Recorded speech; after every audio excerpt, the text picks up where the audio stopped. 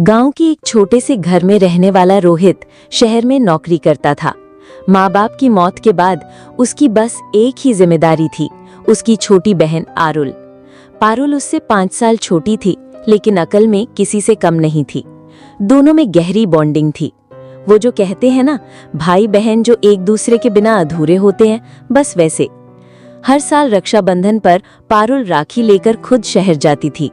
भाई के लिए उसका प्यार ऐसा था कि ऑफिस के गेट पर घंटों इंतजार करती, लेकिन बिना राखी बांधे वापस नहीं जाती।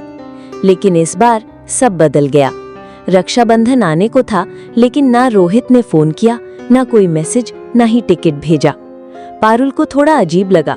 उसने खुद कॉल किया, भैया इस बार राखी भेजूं या खुद आ जाऊं?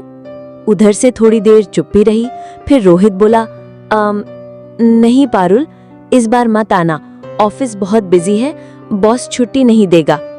पारुल को झटका सा लगा। पहले कभी ऐसा नहीं हुआ था।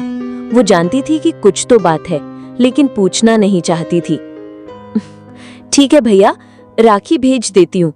उसने नाटकीय हंसी में बात खत्म की, पर अंदर से वो टूटी हुई थी। राखी के दिन पारुल ने सुबह जल्दी उठकर भाई की फोटो के सामने दिया जलाया, आरती की और चुपचाप रो ली। लेकिन उस दिन ना तो भाई का फोन आया, ना ही कोई तोहफा, ना मिठाई। उसे लगा शायद भैया बदल गए हैं, प्यार अब ऑफिस में खो गया है। उधर रोहित भी शांत नहीं था।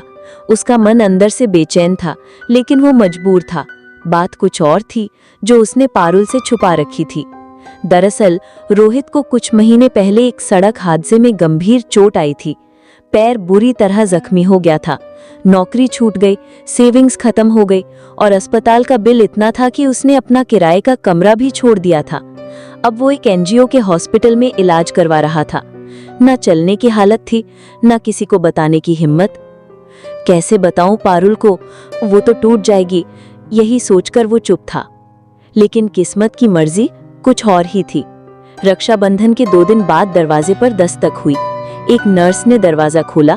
सामने खड़ी थी पारुल, बिल्कुल वैसे जैसे कोई तूफान के बाद भी मुस्कुराते हुए सूरज निकल आता है। भैया, उसकी आंखों में आंसू थे, लेकिन चेहरा मुस्कुराहट से भरा था।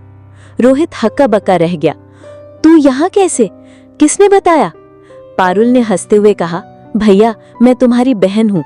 रक्षाबंधन पर अगर तुम्हारा प्यार मुझसे छुपा रहे तो मुझे शक नहीं होगा क्या? लेकिन तुझे कैसे पता चला? रोहित की आवाज कांप रही थी। भैया तुमने मुझे कभी झूठ नहीं बोला, इस बार झूठ साफ साफ दिख रहा था।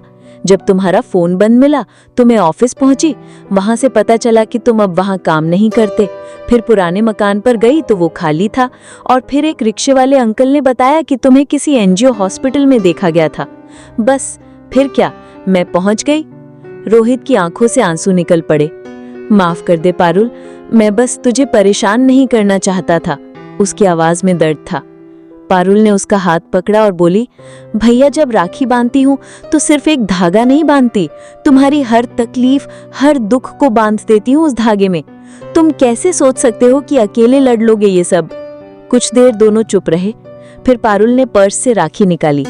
चलो भैया, इस बार थोड़ा देर से सही, लेकिन राखी तो बांधूंगी ही। उसने रोहित की कलाई पर राखी बांधी, तिलक किया और बोली, अब हर साल तुम मेरी रक्षा करते थे, इस बार मेरी बारी है।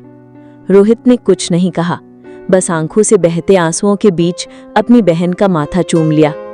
उस दिन रक्षाबंधन सिर्फ एक त्योहार नहीं था, वो दिन एक रिश्ता था जो टूटने की कगार पर नहीं, बल्कि और भी मजबूत हो गया था। इस कहानी से हमें सीख मिलती है कि भाई बहन का रिश्ता सिर्फ तीज त्योहारों का मोहताज नहीं होता। ये एक ऐसा अटूट बंधन होता है जो हर दुख, हर मुश्किल, हर दूरी को पार कर जाता है। और जब कोई एक कमजोर होता है तो दूसरा उसे थाम लेता है। अगर आपको ये कहानी दिल को छू गई हो तो कहानी वाला कार्टून्स को लाइक, शेयर और सब्सक्राइब जरूर करें, ताकि अगली कहानी भी आपके दिल तक पहुंच सके।